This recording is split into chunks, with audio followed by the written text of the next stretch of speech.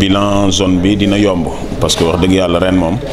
on a fait les compétitions les plus paisibles au monde daanaka pratiquement ku jaar nawetaan donc nag loolu nag wax dëgg yàlla satisfaction lañ ci am mooy joué nañ match yëpp egg nañ donc amul benn match bu ñu interrompre taw arrêté wu ko je pense violence arrêté wu ko leneen arrêté wu ko donc match yëpp egg ci jàmm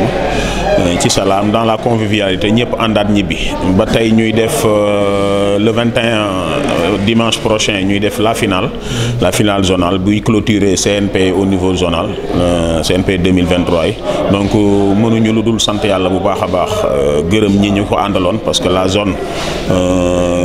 le CD le comité directeur de la zone 4 wax dëgg yàlla ñoom ak le bureau ak ñëpp jàpp nañ ci ba nga xamante ni organisation man des fois je suis tellement occupé ba des fois du ma sax fekkee organisation yi parce que maa ngi ci Malick championnat bi maf ak yeneen activités yi te dara du sooxe wax dëgg yàlla ñoom ñu ngi may wuutu ci yenn tâches yi ma waroon def di ko def te wax dëgg yàlla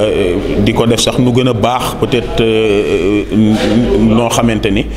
bu ma fi nekkoon sax du demee noonu voyagé naa fi ñu organiser sama ginnaaw wax dëgg yàlla amul benn retour boo xamante ni am naa ko ci lu yàqu wala lu sooxe donc lépp jaar na comme sur des roulettes donc mention spéciale à l'ensemble du CD de la zone 4 mais mention spéciale aussi à l'ensemble ñiy gravité autour du football parce que tey bu jàmm amee rek ça veut dire ñëpp dañoo indi jàmm équipe yi dañoo indi jàmm ñiy seetaan si indi jàmm zone bi indi jàmm donc loolu tax jàmm am te ñun wax dëgg yàlla li ñu nekk activité ci terrain bi yëpp mooy bëgg nit ñi nekkoo jàmm ci ak salaam nawetaan yi loolu rek la mën a indi bu indee leneen rek dañuy jaaxal donc macha allah félicitations à ñëpp ñi ci jàpp félicitations aux yéen reporters yi ngeen doon reporters sportifs analystes yi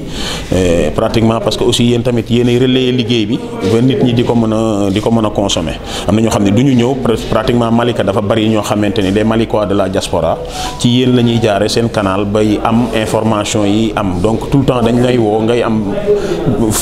feedback bu baax ci sport Malika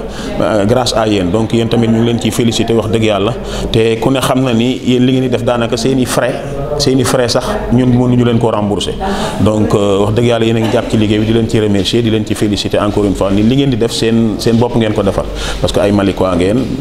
donc yéen a ngi participer ci liggéeyu jeunesse bi donc loolu aussi maa ngi leen ciy féliciter bu baax a baax.